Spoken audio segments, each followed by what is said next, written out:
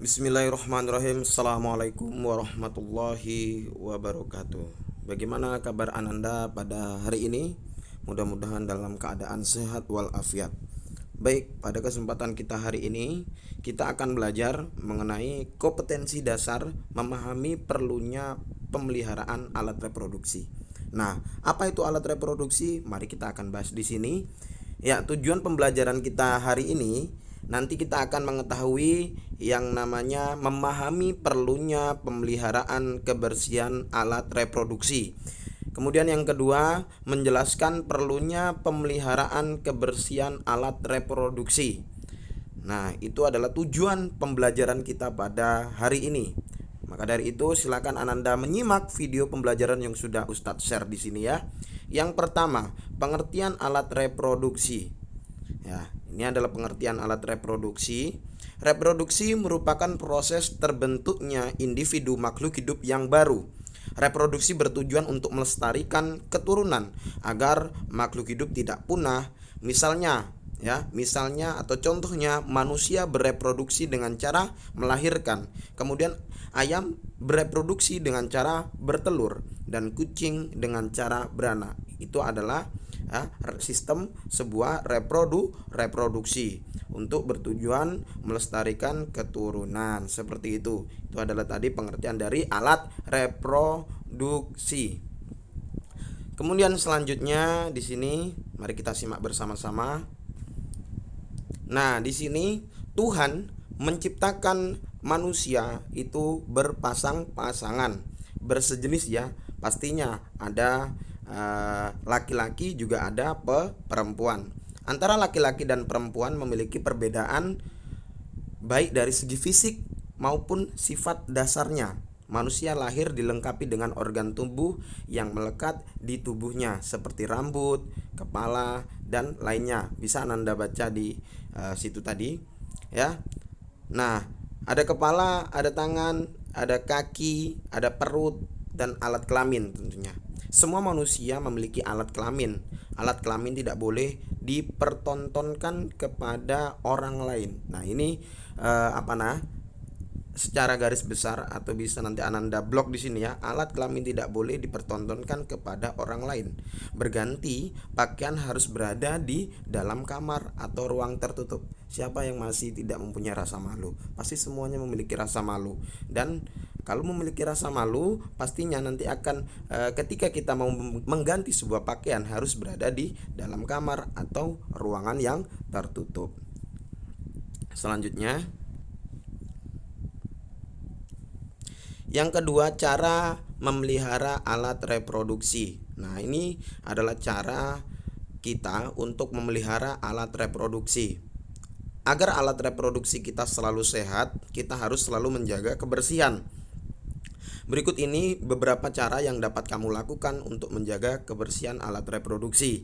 Nah, apa saja untuk kita menjaga alat reproduksi? Caranya yang pertama, cucilah bagian luar alat kelaminmu menggunakan air bersih setelah buang air kecil maupun buang air besar. Selanjutnya, bilas tanganmu dengan sabun. Itu cara pertama untuk menjaga kebersihan alat reproduksi kita.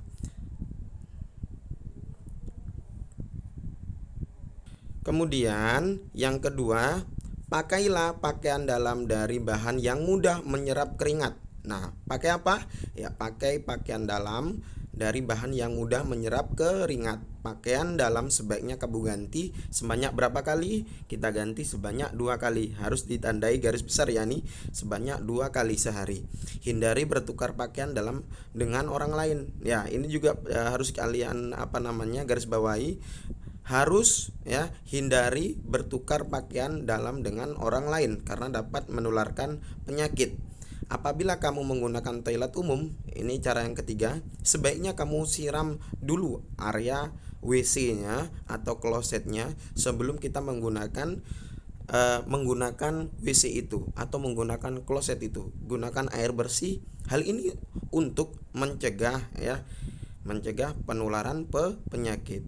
Mencegah itu lebih baik ya daripada mengobati. Nah, makanya kita cegah dulu. Selanjutnya, Yang ketiga, macam-macam penyakit alat reproduksi. Nah, ini adalah macam-macam penyakit alat reproduksi. Yang pertama, alat reproduksi yang tidak dijaga kesehatan akan banyak menimbulkan penyakit. Untuk itu, sangatlah penting untuk selalu kita menjaga alat reproduksi kita. Macam-macam penyakit alat reproduksi. Yang pertama, keputihan. Nah, keputihan ini, penyakit keputihan adalah penyakit yang hanya terjadi pada perempuan. Ingat ya, keputihan itu penyakit yang hanya terjadi pada perempuan. Penyakit ini disebabkan oleh jamur yang tumbuh pada pakaian dalam yang kotor. Makanya itu berapa kali kita gantian pakaian dalam tadi? Ya, 2 kali. Dilarang untuk bertukar pakaian dalam kepada orang lain. Ya, diingat tadi ya cara pencegahannya. Kemudian macam-macam penyakit alat reproduksi yang lain. Yang kedua, kanker rahim adalah macam-macam penyakitnya. Adalah kanker yang tumbuh di dalam rahim. Rahim adalah tempat janin tumbuh. Nah, ini juga penyakit yang hanya menyerang kaum perempuan atau ahwat ya, menyerang kaum ahwat. Kanker rahim. Kemudian ada kanker prostat.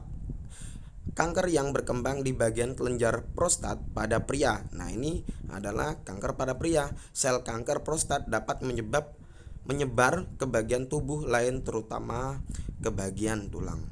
Sangat mengerikan ya penyakit-penyakit pada alat reproduksi kalau kita memang tidak bisa menjaga alat reproduksi kita. Cara-caranya sudah Ustadz jelaskan tadi. Kemudian ada lagi penyakitnya yang keempat, gangguan menstruasi. Seorang perempuan yang dewasa akan mengalami menstruasi atau men ya, umumnya setiap bulan sekali. Namun untuk yang gangguan menstruasi ada dua bagian atau dua bulan sekali. Ada juga yang 1 bulan 2 kali. Konsultasikan ke dokter jika mengalami hal tersebut. Makanya kalau ada gangguan menstruasi langsung kita konsultasikan kepada dokter. Itu juga terjadi pada perempuan. Yang terjadi pada perempuan tadi apa aja penyakitnya? Ya, yang pertama keputihan, kemudian kanker rahim dan gangguan menstruasi. Yang pada laki-laki itu adalah penyakitnya kanker prostat. Nah, supaya tidak terhindar dari penyakit-penyakit ini, penyakit alat reproduksi, kita harus rajin-rajin membersihkan alat reproduksi kita. Caranya bagaimana Ustadz? Caranya tinggal Anda baca yang kemarin, yang tadi yang sudah Ustadz bahas tadi. Oke. Nah, rangkuman materi pada hari ini ya. Yang pertama, reproduksi merupakan proses terbentuknya individu baru. Ya, rangkuman materi ini yang pertama ya, reproduksi merupakan proses terbentuknya individu baru. Kemudian yang kedua, reproduksi bertujuan untuk melestarikan keturunan. Itu dia.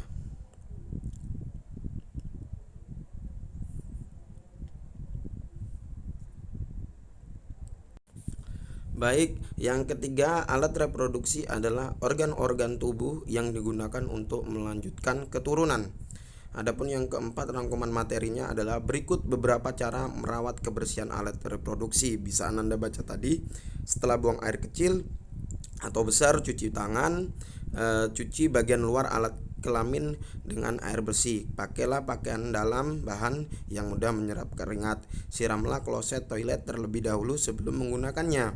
Ada macam-macam penyakit yang timbul akibat kurang menjaga kebersihan alat reproduksi. Di antaranya keputihan, kanker prostat, kanker rahim, dan gangguan menstruasi. Nah, itu adalah tadi materi hari ini tentang pembersihan ya alat reproduksi kita. Terima kasih sudah mengikuti pembelajaran Ustadz dengan baik ya. Akhirul kalam, wallahu muwaffiq ila aqwamit thoriq. Assalamualaikum warahmatullahi wabarakatuh.